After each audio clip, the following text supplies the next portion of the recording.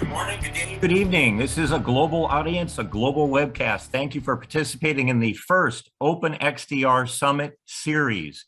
We're going to call these outcomes because security today is all about the outcome, protecting your organization, reducing risk at a fair cost point. Today, we've got two phenomenal speakers talking about how MSSPs are using Open XDR to deliver better services at lower costs to their customers. What we want to do first is introduce myself as the MC. I'm Steve Garrison with the organization, and my colleague Suzanne Tuckler will be looking at the chat tool and monitoring and fielding questions from you. Suzanne, say hi today. Welcome, everybody. Thank you, Suzanne. The real reason we're all here, though, is to hear two practitioners who are in the trenches every day, working with Open XDR, being thought leaders and innovators, because this is a new trend that only really started about 2 years ago. And we're proud to bring this organization together to help peer-to-peer sharing and understanding of why Open XDR can transform your security posture to betterness at, again, a fair cost point. Let me first introduce Scott Williamson from True Digital. Scott, say hi. Tell us about your organization and what does XDR mean to you? Sure. Hi, thanks for having me. Scott Williamson, VP of IT Services with True Digital Security.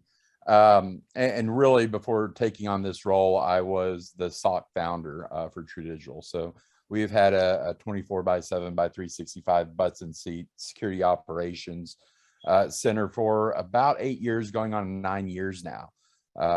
We had our traditional, managed SOC services, things like MDR, vulnerability management, incident response, and managed SIEM. We started looking at the Open XDR platform about 1.5 years, 2 years ago, as it started coming out, and we have implemented it internally for our clients, and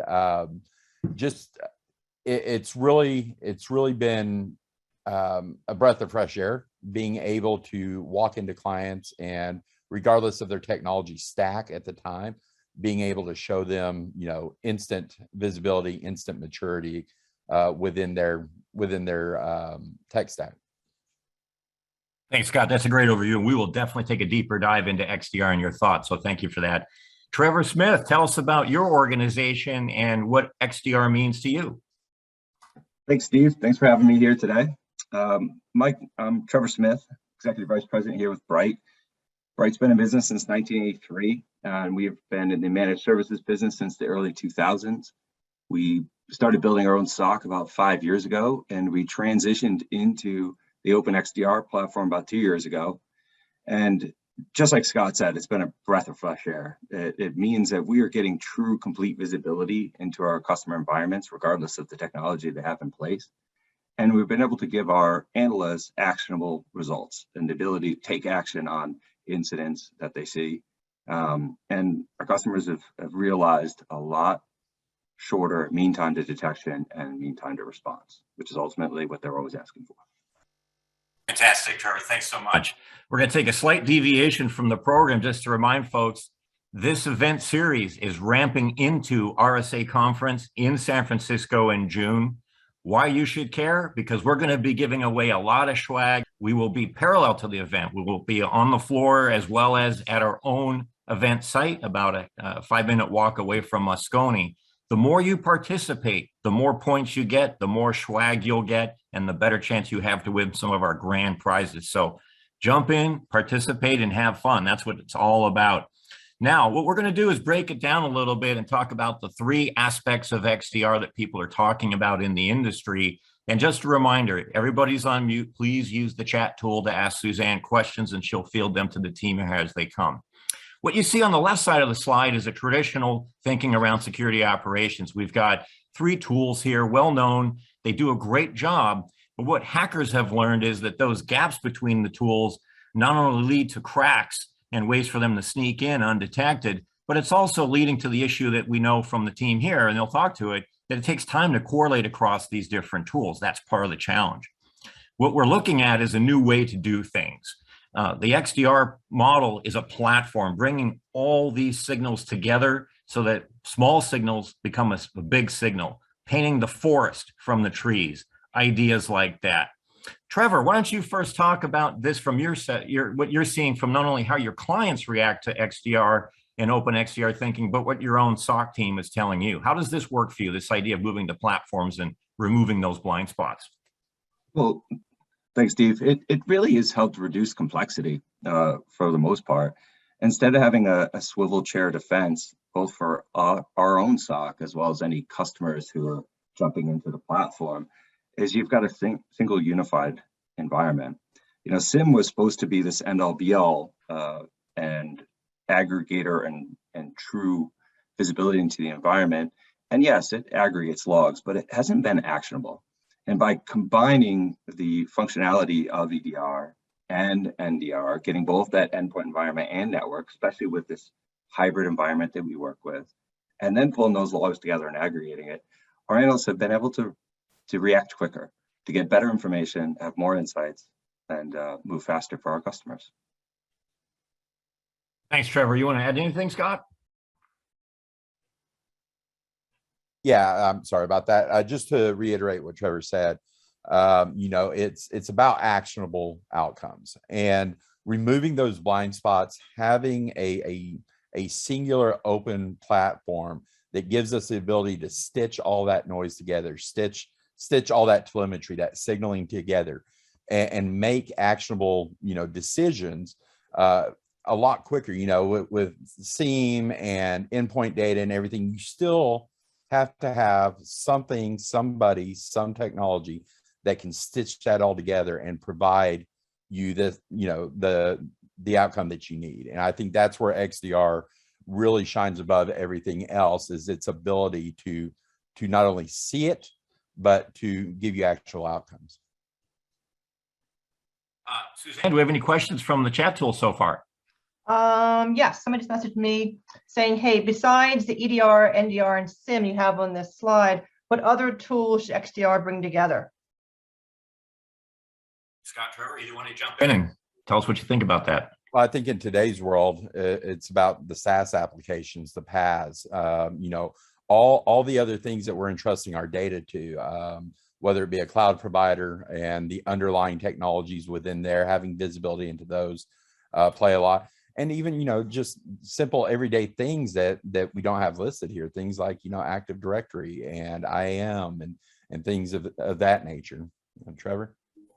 Yeah, and that's great, Scott, there to add that visibility that gets us into the cloud. Also, the user behavioral analytics, you know, really help identify anomalies with more information than just the users logging in. And then also the ability to this Open XDR of tying in with these other applications and being able to respond from inside the single system, you know, without having to log in. Those are additional parts of this Open XDR that are really important. Yeah, that's good insight, guys. I have a follow-up question, something that you said earlier, Scott, and it builds off this question. You know, typically when I read a report, typical enterprise might have anywhere between 20 and 50 tools. And you both have talked about the idea that this platform idea helps simplify things.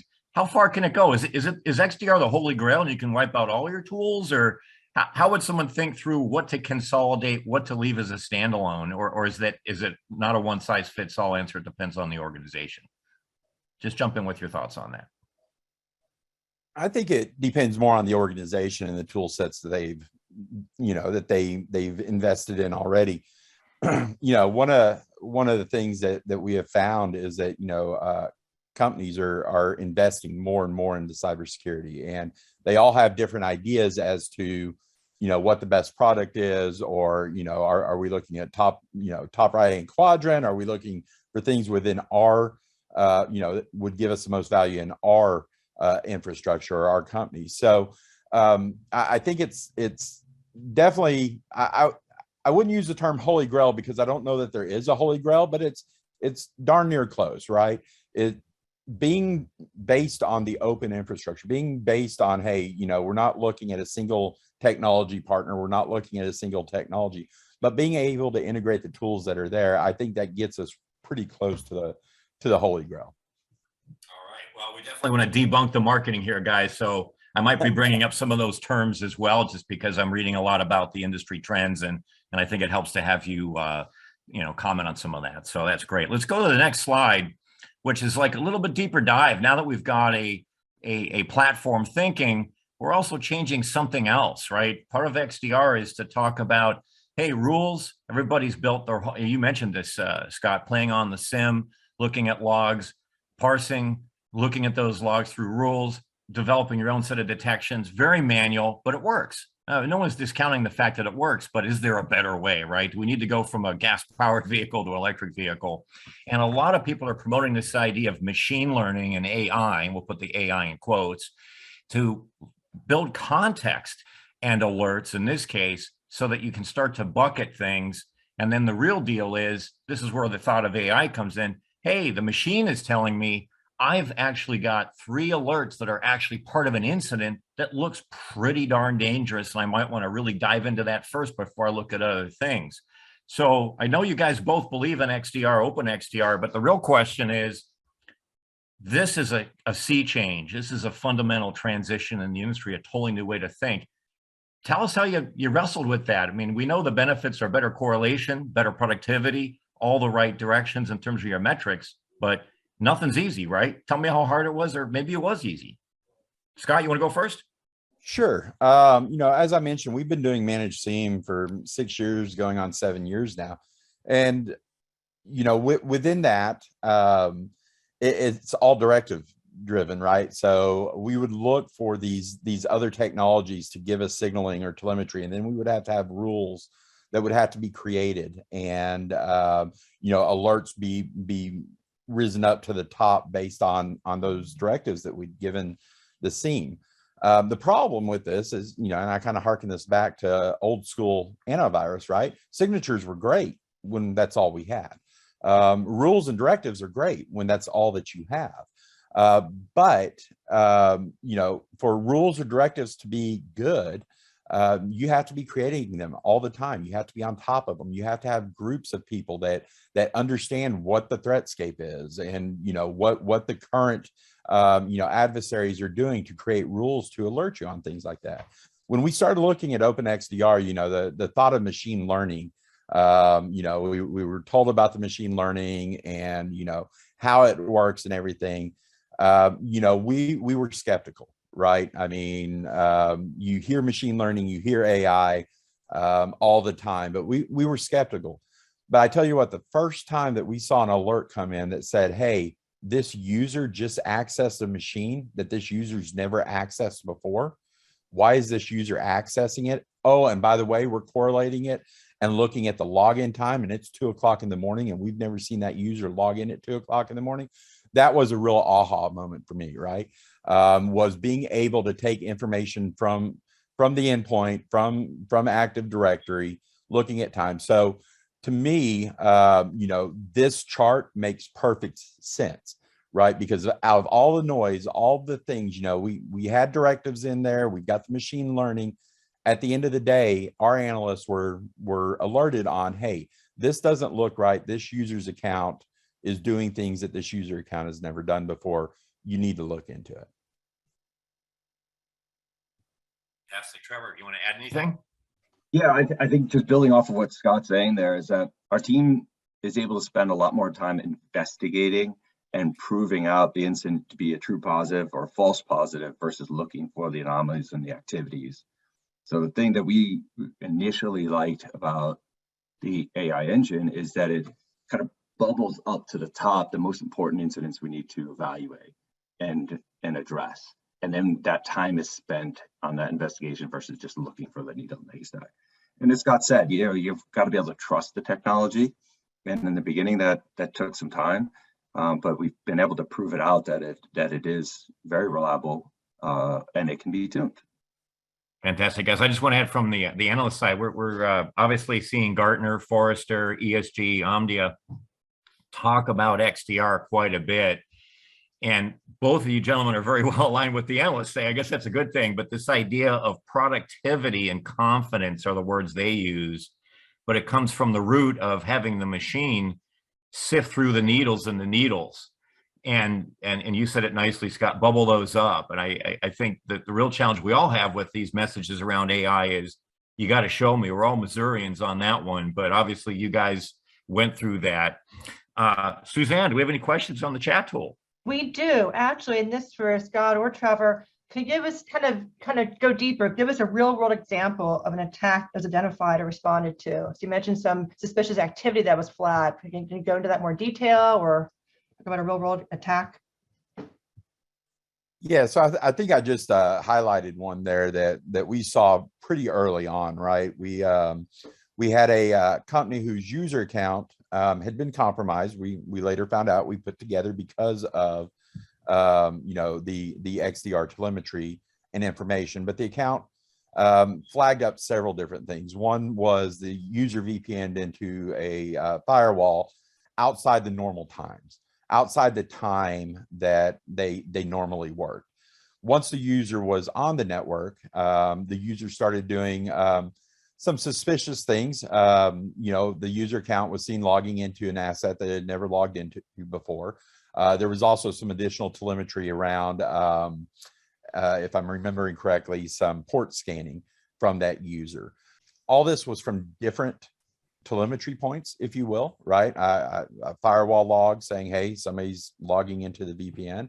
Active Directory saying, hey, this user account just authenticated against a server that it's never looked at. So we were able to go very quickly, disable the user account via the XDR, the R in XDR, right? The response mechanisms, disable the user account and drop that user from the VPN while reaching out to the client. So that's a real world that it would have taken a lot more time for us to stitch together those firewall logs, those Active Directory logs, and to identify the suspicious behavior.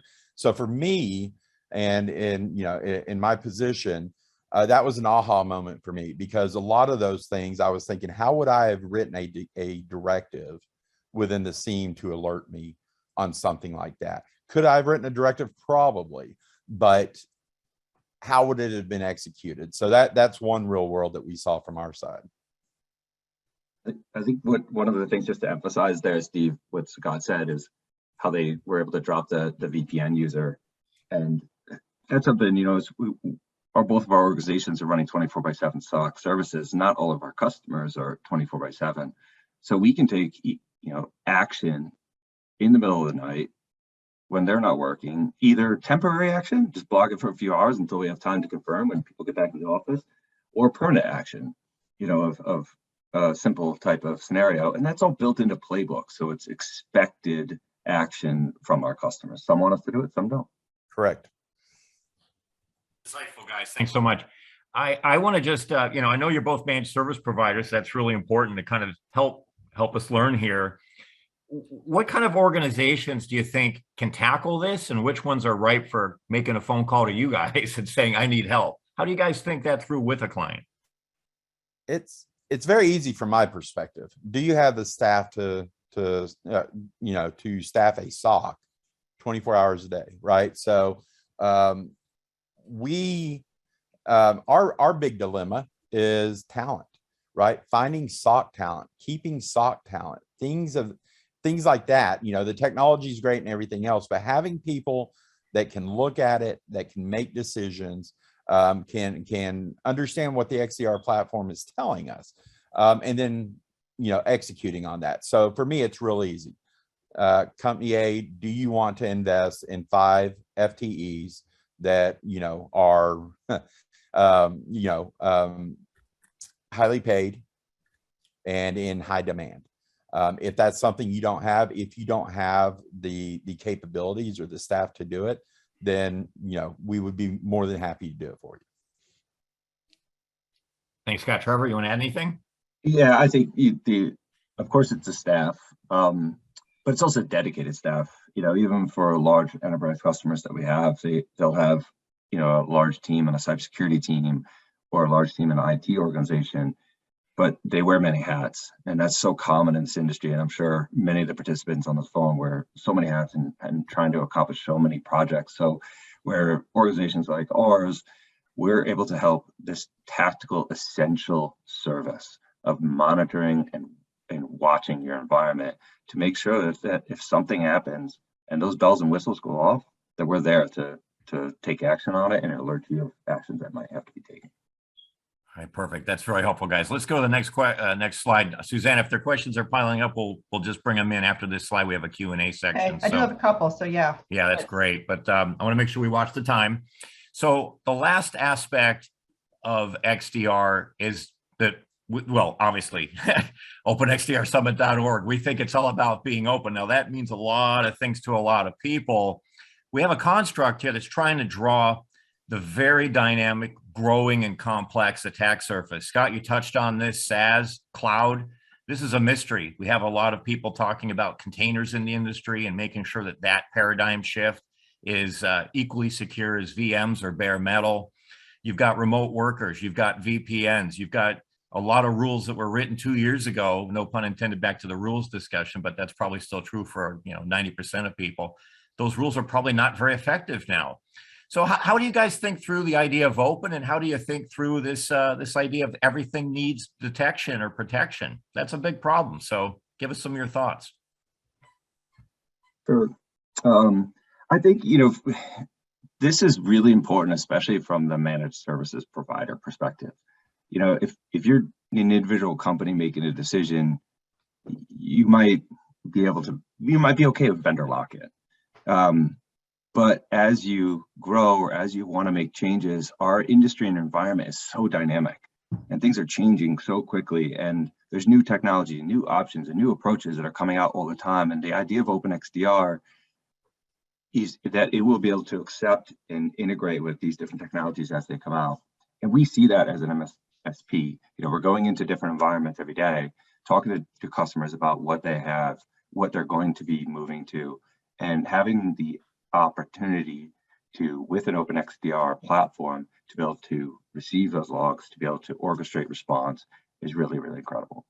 And it gives that flexibility and assurance, not just for today, but into the future, that this investment is going to be there and not prevent you from making other decisions.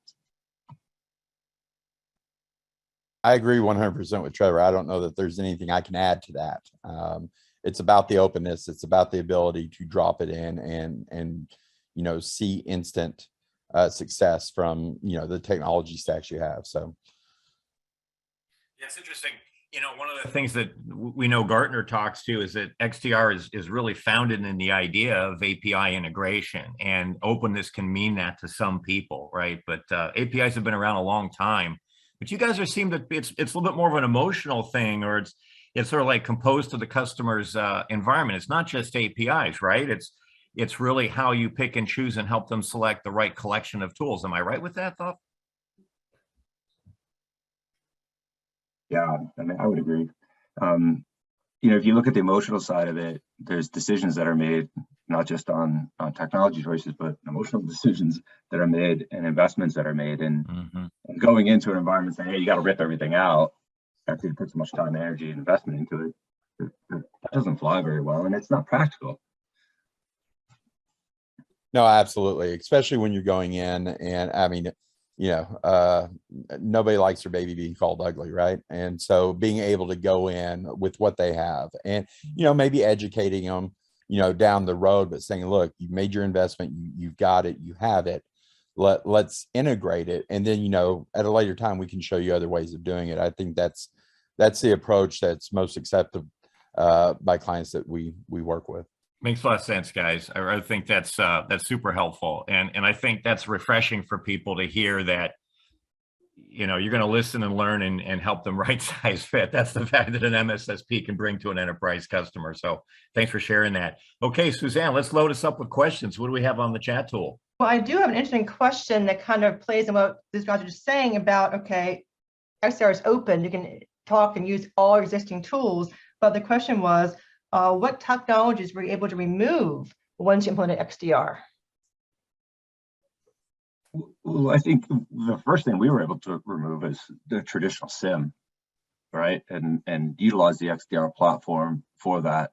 We're still leveraging endpoint, firewall, email security, threat intelligence, and those tools that feed information into the XDR platform. But being able to remove SIM is probably the most common one. Yeah, and from our side, I agree with Trevor. We've also had more than a handful of clients be able to remove their network traffic analysis. I won't mention any specific vendors, but the Open XDR platform definitely has a very solid and robust NTA piece to it. So we've seen that. And then again, you know, the SIEM and the UBA, really, we haven't forklifted anything because not a lot of clients were really investing in UBA technology at the time. But they don't need to invest in it now because again, that's part of the platform. Yeah, and just to add to that, I think, Scott, it's important, you know, we're talking to our customers, our clients out there. And just like what you're saying here around UBA or NTA, it's sometimes driven by the budget. You know, they'll have an NDR budget, but already have a SIM in place. Well, you talked a little bit about it before, Steve, is that the lower cost solution, we're able to see if you combine a few of these different technologies together, or what you would potentially have to pay for all these individual technologies. The XDR platform is able to do that for a lot less. So it's a consolidation of operational consolidation and sometimes a financial consolidation as well. Yes. Yeah, why don't you pick? We've got 2 minutes left. We want to be on point here. Is there a burning question left that you feel we need to ask? Well, I did, there's a couple left, but here's one that maybe sums it up nicely. Bob asked, is XDR a paradigm shift in the industry? Go ahead, Scott. You can answer one. I think I did. Yeah, I would say yes, right? We're seeing vendors trying to do this right now, you know, in their own tech stacks, you know, Cisco and Fortinet and those guys trying to offer this all-in-one holistic security approach. And you know, they're executing well, but you're buying into, you know, a single tech stack, which may not be best of class or best for your particular situation. So I do think it is a paradigm shift where not only can we see it, but we can respond to it, all within the same platform, same stack. So I would say yes, I do feel like it is paradigm shift. All right, well, that's music to the Open XDR Summit series, guys. So thanks for that plug. And I know we have one question left. I just want to plug the next one. We've got one coming up on March 22, and this time we're going to flip the coin and have two enterprise advocates speak to their environment. We've got Amanda from ADEC and John from PlastiPack. That's going to be really fascinating to see how their responses are different or similar. We've got 1 minute left, and Trevor, I know you need to jump, but let's throw that last question out, Suzanne, and end with a bang here. It was a pretty good one about the SIM and GRC. So, okay, well, actually, there's a really specific one. If you remove traditional SIM, how do you solve the detailed compliance reports that are generated by that SIM? Well, I think that the part of that's platform driven, and you know, we have ability to generate detailed compliance reports, and we do that for customers as far as interactive dashboards, as well as static reports that they can print and store or do whatever they need to for storing for compliance and compliance readiness. Okay, great. yeah, great answer. And by the way, guys, thanks for not mentioning vendors, and just a shout out to the whole organization here. This is not about vendors. This is about operators, experts running tools, doing those paradigm shifts, living through that pain, and learning from the journey. That's what it's all about. As one of our other advocates will be on some point, Marie Stabilla says, security is not a destination, it's a journey. With that, let's close it up. We might have a few extra questions. We'll facilitate those through email follow-up. Scott, thank you so much. Trevor, thank you so much. Suzanne, thank you for monitoring the chat tool and being a helpful assistant here today. Folks, there's more to come. This will be posted on the site. And again, the more you participate, the more you can win. Let's make some fun out of this, as well as making it a learning journey. Any final words from the team? Chime in with a final statement. Scott, Trevor, and Suzanne. Thanks for having us, Steve. Thanks for joining me, Scott. It's a pleasure to be with you guys. See you next time. Thank you, everybody. All right, guys, we'll see you next time. I like that. Thanks so much, everybody. We'll shut the bridge down now. Take care. Bye. Bye.